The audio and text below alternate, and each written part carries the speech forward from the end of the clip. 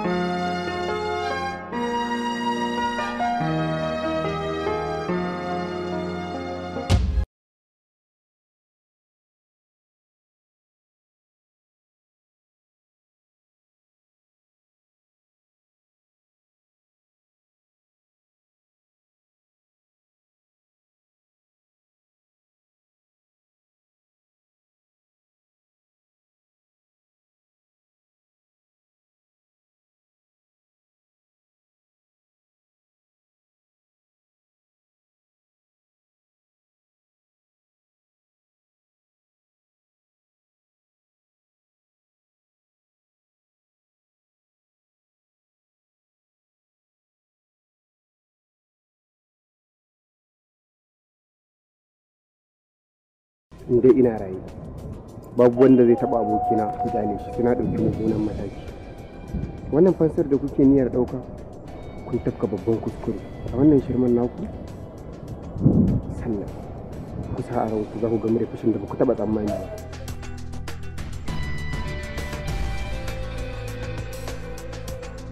Haba kamata kan kaɗai kuwa har kana tunanin za ka iya kashe ɗan mutum?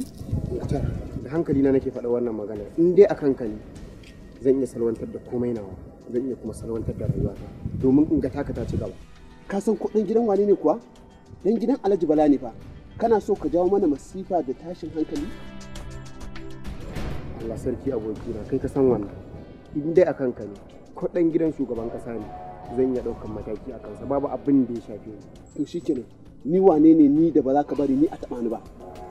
Ai kai ko wani ne da ba zan bari a ci mutuncin ka ba. Ina tabbatar maka da cewa ba zan taɓa zuba ido in ga an cuce ka har in kyale ba. Kai wani mutum ne a rayuwata mai inganci, domin tun ina yaro aka ɗauke ni a gidan kuɗin karɗa. Daidai da karatuna da kuma sutura ta a gidan kuɗin. Saboda haka zan iya zama ɓarawo ko ɗan daba in dai a kankani ne. Kamal, zafin zuciyarka ya yi yawa, ya kamata ka rage, saboda ina gudun abin da zai je ka rage zafin zuciyar nan taka dan Allah dan Annabi Kamal. Shikenan abokina, in Allah ya da na yi maka alƙawarin haka, amma ka sani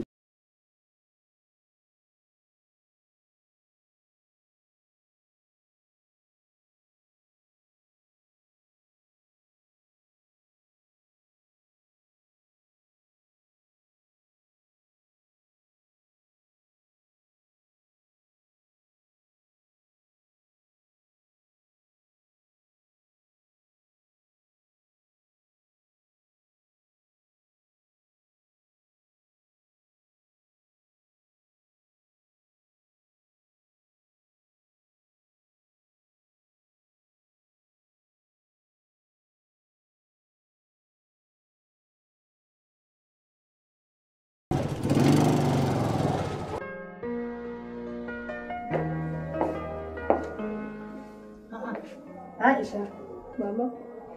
Na saki me zaki da abinci kuma na ga ɗazu nan kika ci abinci ba jimawa.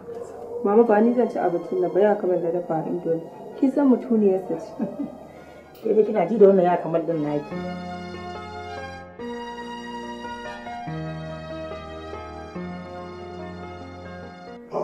To, au ka fito?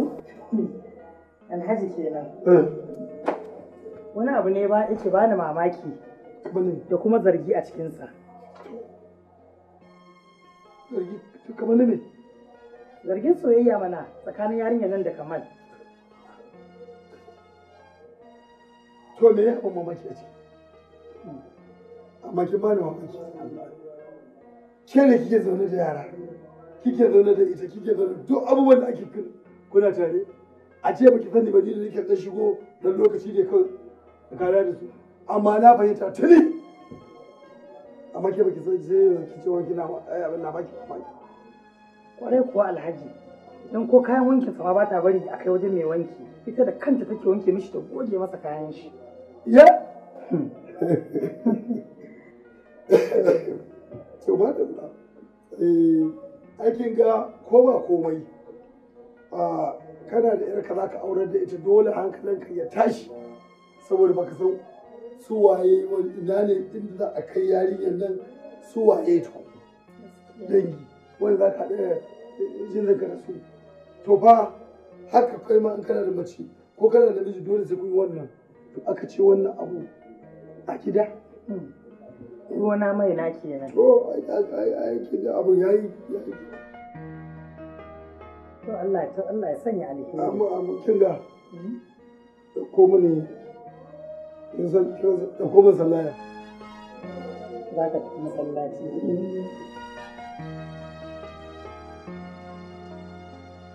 ki duwa na gan tabbin da zaka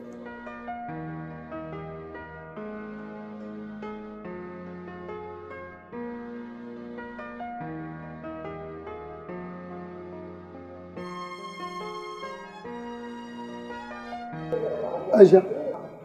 Dan baba. Me ke jira aka cikin da nake zo gida? Ina jiran siyaye ne, na gane yanzu ba su dawo. Oh. Ba sa da ba su dawo ba? To, sai kina jiran Kamal. To, Allah kawo su lafiya. Zai yi sallah a nan. To, a da lafiya.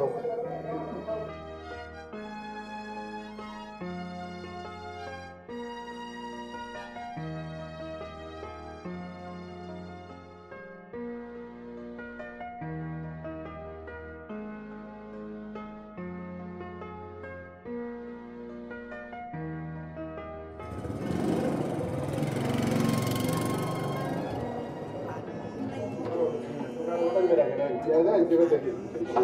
Wani ai sai ka faɗar da ni da zaune. Aisha. Me bari? Tun ɗazu nake tafiya ku ba ku dawo sai yanzu.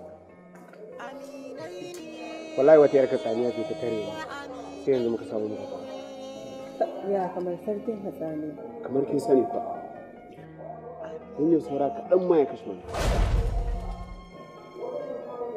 Gaskiya mun yi faɗa na daina kula ka tun da ba za ka daina yi. Haba Aisha na.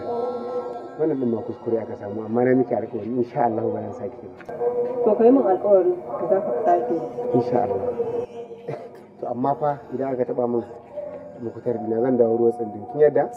To a dai haƙuri yanzu ga mutumiyar ka na dafa ma. Dala. A bace? To ba. Amma ai baki saka Allah ba kuma. To shikenan ni ko me kika dafa mu? Kai ka tambayi umma. Ban san me ta dafa. Ba su sami rabuwa. An gawa abu da kawai ke miki kaga. Kai. Sai duniya sauwa. Sai ku shigo.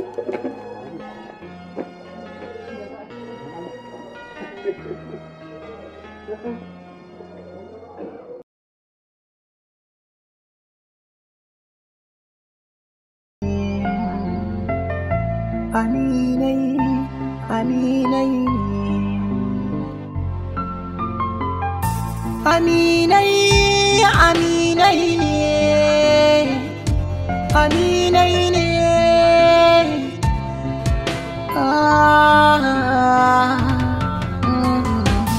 Aminai mun yarjewa zama zami babu sabawa zumunci babu yankewa alaƙar ta yi farawa tunani babu na warewa tafiya ce mun yi amincewa aminai